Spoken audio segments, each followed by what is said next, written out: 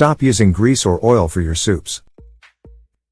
It's not healthy, and you lose the flavor of other vegetables. When preparing the main ingredients for the soup, usually by sautéing in a pan, instead of using fat, prepare a vegetable broth and add it gradually while cooking the vegetables.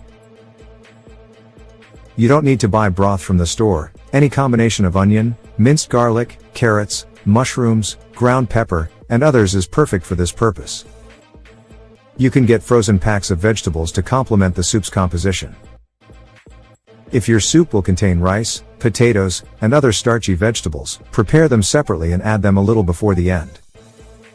Leave the salt, chili, parsley, and other green herbs for the end. That's when you can add noodles and other additions. Mix the fried and boiled broth together on low temperature with a closed lid, and you're done.